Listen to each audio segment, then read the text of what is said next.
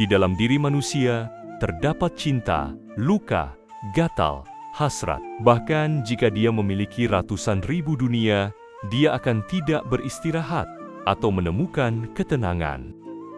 Orang bekerja dengan bermacam profesi, kerajinan, pekerjaan, dan mereka belajar astrologi dan kesehatan, dan sebagainya. Tetapi mereka tidak merasa tenang, karena yang mereka cari tidak dapat ditemukan. Kekasih disebut dileram, karena hati menemukan kedamaian melalui kekasih. Bagaimana mungkin menemukan kedamaian melalui yang lain? Semakin cepat seseorang bangun dan sadar, jalan yang panjang semakin pendek, dan semakin sedikit kehidupan orang yang akan tersia-siakan pada anak tangga ini. Orang Mongol menguasai harta benda, tetapi kadang-kadang mereka memberi kita harta benda. Itu tentu aneh. Apa artinya ini? Seseorang bertanya. Apapun yang dirampas kaum Mongol, kata guru, semuanya itu berasal dari genggaman dan gudang Tuhan.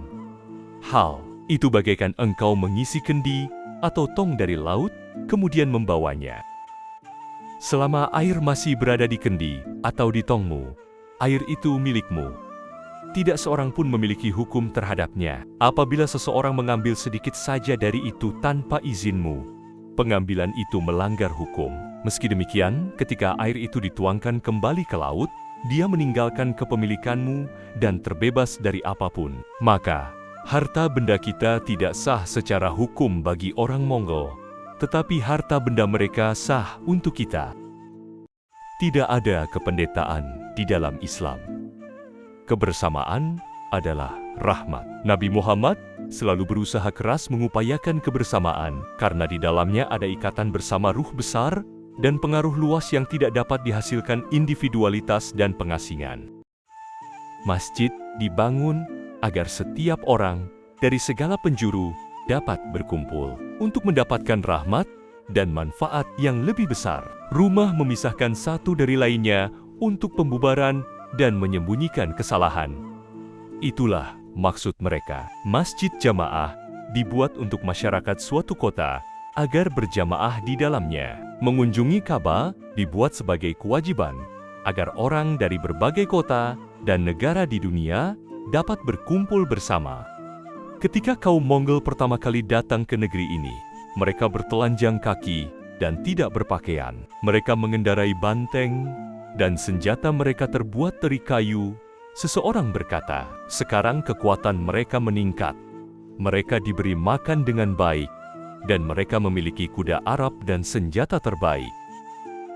Ketika tengah terinjak-injak, lemah, dan tidak berdaya, Tuhan tahu kebutuhan mereka, diterima di dalam pandangannya, dan menemaninya. Sekarang mereka telah berkembang di dalam ketinggian dan kekuatan. Tuhan akan menghancurkan mereka dengan makhluk paling lemah, agar mereka sadar bahwa mereka mampu menguasai dunia karena kebaikan dan kekuatan Tuhan, bukan oleh angkatan perang dan kekuatan mereka sendiri.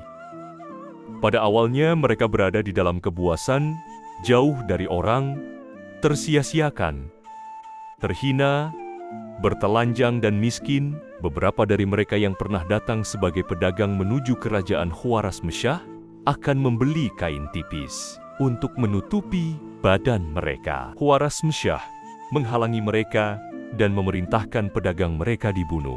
Dia pun membebani pajak pada mereka dan menghalangi saudagarnya dari tanahnya.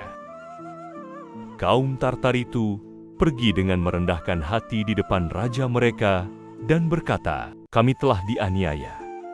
Raja itu mencari kelonggaran 10 hari dari mereka dan pergi ke gua dalam. Di tempat itu, dia berpuasa selama 10 hari, merendahkan hati dan dirinya. Sebuah jeritan datang dari Tuhan, berkata, "Aku mendengar permintaanmu, datanglah mendekat dan raihlah kemenangan gilang gemilang kemanapun engkau pergi." Begitulah, ketika mereka datang atas perintah Tuhan, mereka berjaya dan menguasai dunia. Tetapi kaum Tartar pun beriman pada hari kiamat. Seseorang berkata, karena mereka berkata bahwa nanti akan terjadi yargu. Mereka berdusta, kata guru. Mereka ingin mengatakan bahwa mereka sama dengan kaum muslim melalui perkataan, "Oh, ya, kami juga tahu dan percaya." Itu seperti unta yang ditanyai, kemana saja dia selama ini. "Aku datang dari pemandian," jawab unta itu. Ya, datang adalah sebuah jawaban. Aku dapat mengatakannya dari tumitmu. Sekarang, apabila mereka mengimani hari kiamat, di mana tanda keimanan itu? Dosa, penindasan, perbuatan jahat mereka seperti es dan salju, padat, membeku. Ketika pertobatan dan pengampunan matahari muncul, kesadaran dari dunia itu, dan takut pada Tuhan, ia mencairkan salju dosa begitu saja, mirip matahari mencairkan es dan salju. Apabila es dan salju pernah berkata, "Aku pernah melihat matahari di tengah musim panas," atau "Matahari di tengah musim panas pernah bersinar kepadaku dan masih tetap berupa es dan salju," tidak ada orang berakal percaya itu. Sangat mustahil bagi matahari di tengah musim panas muncul dan tidak mencairkan es dan salju. Meskipun Tuhan telah menjanjikan ganjaran untuk kebaikan dan kejahatan di hari kebangkitan, masih saja setiap contoh cepat dari hal ini dapat dilihat. Apabila manusia bergembira di dalam hatinya, itu adalah ganjaran karena telah membuat orang lain bahagia. Apabila sedih, itu adalah ganjaran karena telah membuat orang lain sedih. Terdapat hadiah dari dunia itu dan contoh dari hari kebangkitan, agar orang dapat memahami yang banyak dari yang sedikit. Sama halnya segenggam penuh gandum ditunjukkan sebagai contoh dari penuhnya gudang. Nabi Muhammad dengan seluruh keagungan dan kebesarannya, pada suatu malam terluka di tangannya. Lalu turunlah wahyu yang mengabarkan bahwa luka itu berhubungan dengan luka pada tangan Abbas. Abbas yang telah dijadikannya sandera bersama sekelompok tawanan yang tangannya diikat. Bahkan meskipun ikatan pada tangan Abbas adalah perintah Tuhan, masih saja ada ganjaran untuk perbuatan. Maka engkau harus menyadari bahwa pernyataan kecemasan, kesulitan, dan kesakitan yang engkau derita berkenaan dengan kejahatan dan dosa yang telah engkau lakukan. Meskipun barangkali tidak ingat rincian yang sebetulnya telah dilakukan. Engkau mesti tahu bahwa engkau jauh lebih banyak melakukan kejahatan, meskipun bisa jadi tidak tahu yang pernah engkau perbuat. Bisa jadi engkau melakukan itu secara tidak sadar, atau keluar dari ketidaktahuan, atau karena kelompok tak beragama yang menjadikan dosamu tampak sedemikian ringan, hingga tidak dianggap sebagai dosa. Tetapi lihatlah ganjaran, dan lihat betapa menggembirakan hati engkau jadinya pada satu sisi, dan betapa penuh ampunan pada sisi lain penyesalanmu. Betul-betul tebusanmu untuk dosa, dan kegembiraanmu menjadi balasan atas ketaatan. Nabi Muhammad telah disiksa karena telah memutar-mutarkan cincin di seputar jemarinya, dan pernah bersabda, "Kami tidak menciptakan engkau untuk bermalas-malas dan bermain-main. Apakah engkau pikir kami telah menciptakan engkau secara main-main?" Engkau dapat menilai dari sini, apakah hari-harimu dihabiskan di dalam ketaatan atau ketidakpatuhan.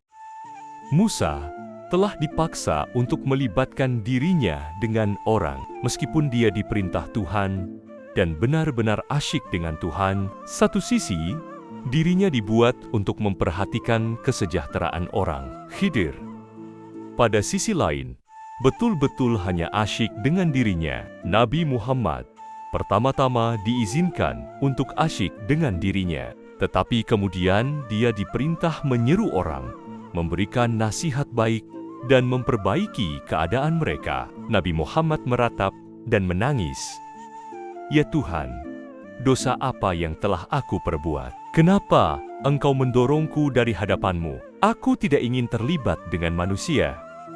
Kemudian Tuhan menjawab, "Muhammad, janganlah bersedih, karena Aku tidak akan membiarkan engkau benar-benar terlibat dengan manusia.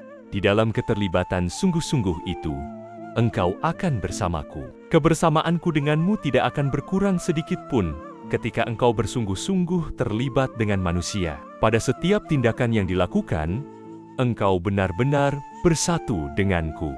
Dapatkah salah satu keputusan abadi yang telah dijanjikan Tuhan dapat berubah sama sekali? Seseorang bertanya. Segala sesuatu yang telah dititahkan Tuhan, semuanya berasal dari keabadian. Sakit untuk sakit dan kebaikan untuk kebaikan tidak akan pernah berubah, karena Tuhanlah yang membuat titah.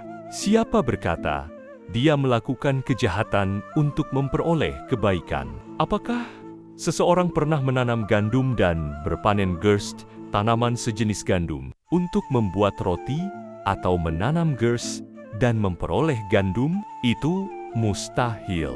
Seluruh orang suci dan nabi pernah mengatakan bahwa ganjaran untuk kebaikan adalah kebaikan, dan balasan untuk kejahatan adalah kejahatan.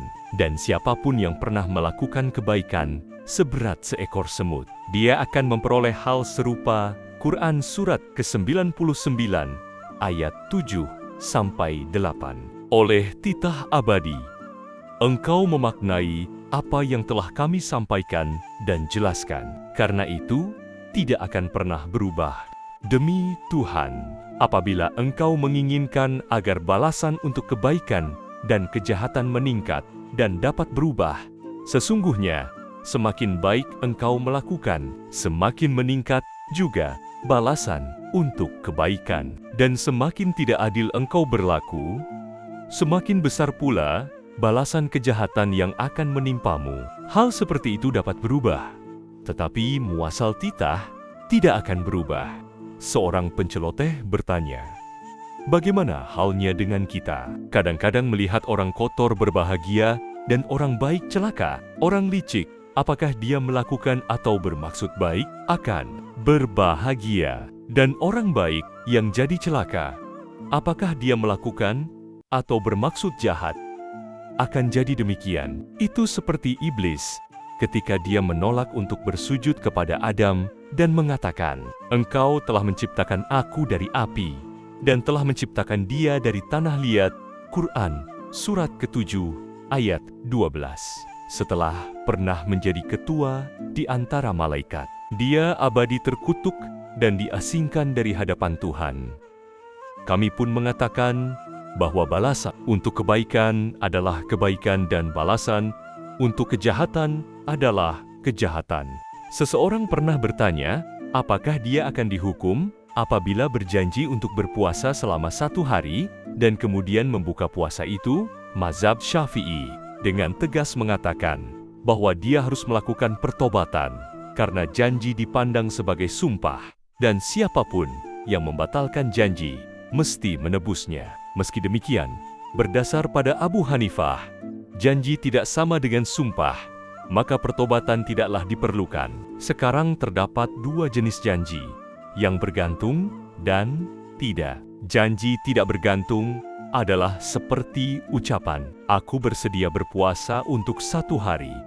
Dan janji bergantung adalah seperti ucapan, aku harus bersyaum 1 hari. Apabila hal-hal seperti ini terjadi, seorang lelaki kehilangan keledainya dan berpuasa selama 3 hari dengan tujuan menemukan keledai itu. Setelah 3 hari, dia menemukan keledainya telah mati. Dengan kecewa, dia menghadapkan wajahnya ke langit dan berkata, selama 3 hari aku telah bersyaum, aku akan celaka apabila tidak makan 6 hari selama Ramadan.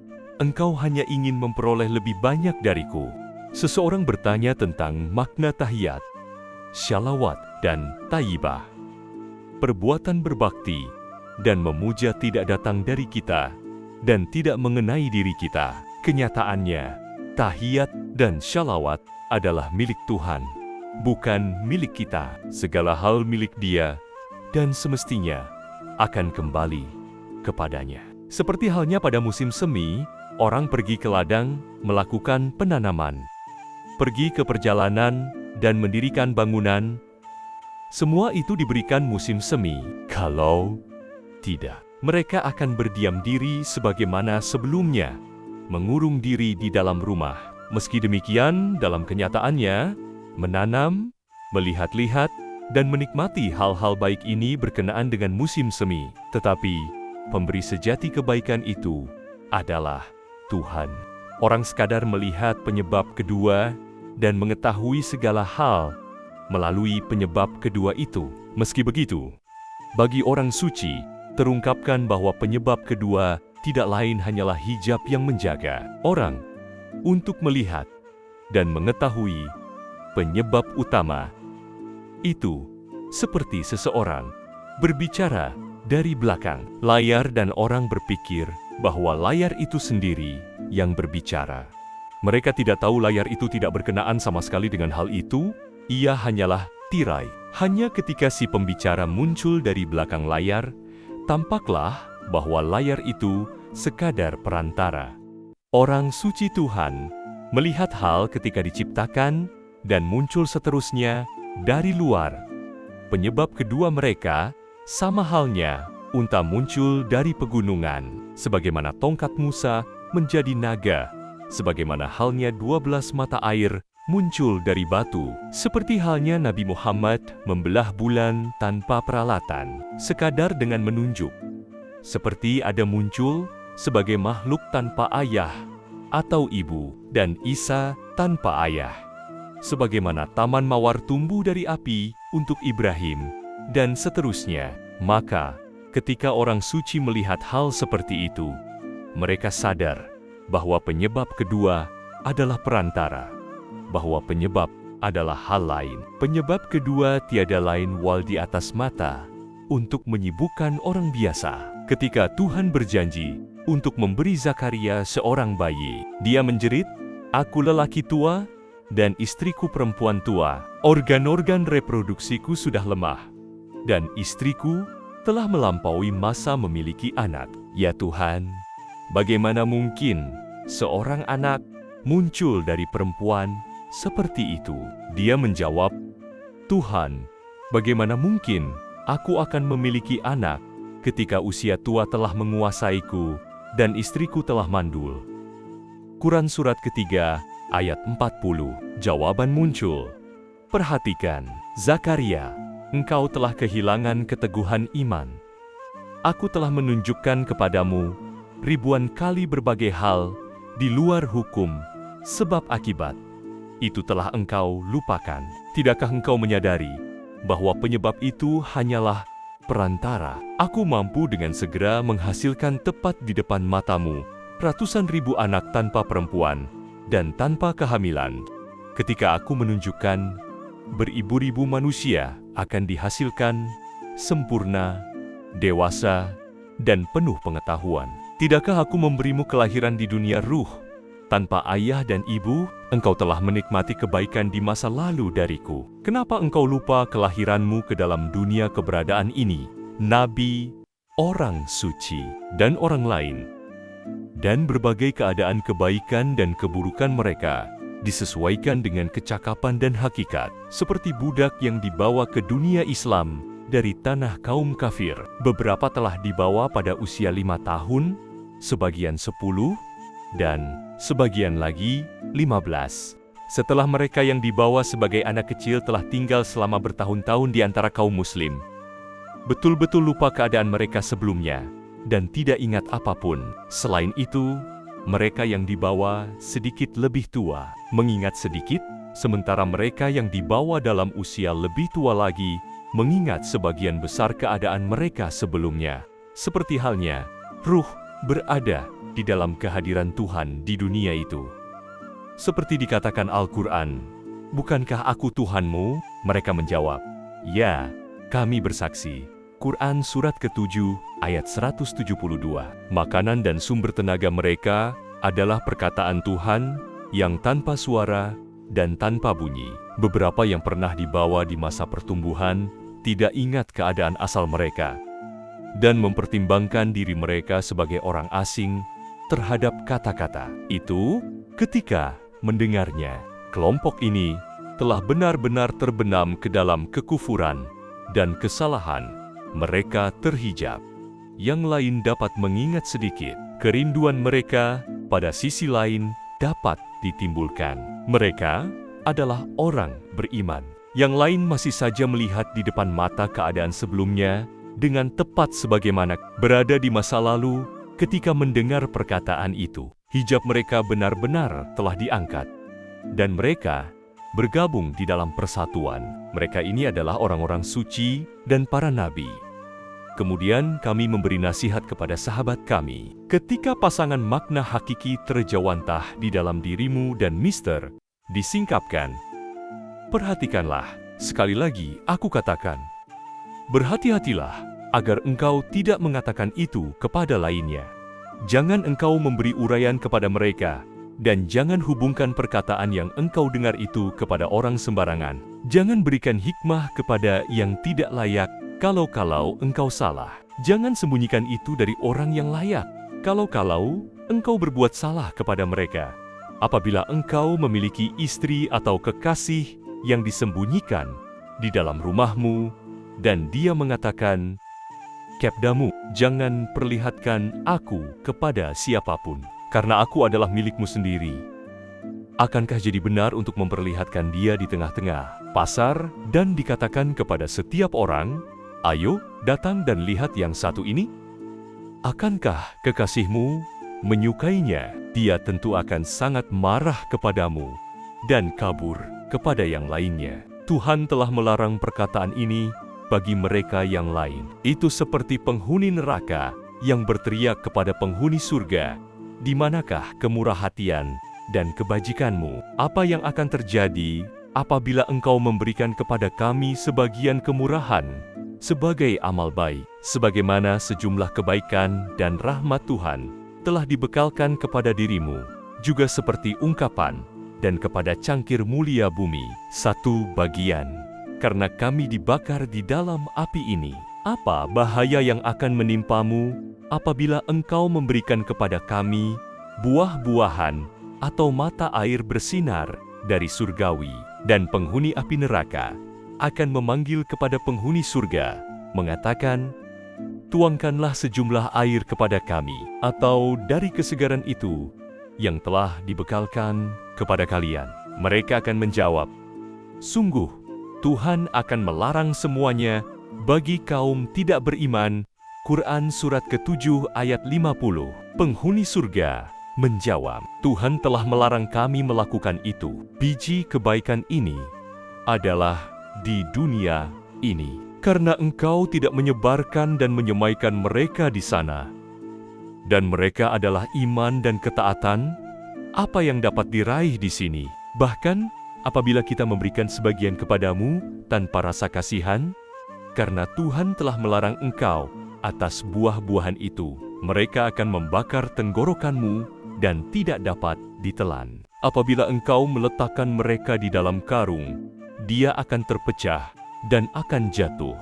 Sekelompok kaum munafik dan orang asing datang kepada Nabi Muhammad, memujinya dan mencari penjelasan untuk misteri ini. Nabi Muhammad memberi aba-aba kepada para sahabatnya untuk memberhentikan botol mereka. Maksudnya ialah untuk menutupi kendi dan tong mereka. Sebagaimana apabila dikatakan, orang-orang ini tidak bersih dan merupakan binatang berbisa. Berhati-hatilah agar mereka tidak jatuh ke dalam botol kalian dan menyebabkan engkau berbahaya dengan tanpa sadar meminum dari botolmu. Adalah perilaku yang dia katakan kepada mereka, agar menahan hikmah bagi orang asing dan menahan lidah mereka di hadapan orang asing, karena mereka adalah tikus, tidak layak dari hikmah dan kebaikan ini. Guru mengatakan, bahkan apabila pangeran yang baru saja meninggalkan kami tidak memahami perkataan dengan tepat, secara umum dia masih mengetahui. Kita berdoa kepada Tuhan untuk dia. Kita menganggap anggukan kepalanya, cinta dan kasih sayangnya dalam pemahaman kita. Petani yang datang ke kota barangkali tidak mengetahui ajakan sholat ketika dia mendengarnya, tetapi dia tahu apa yang mereka tandakan.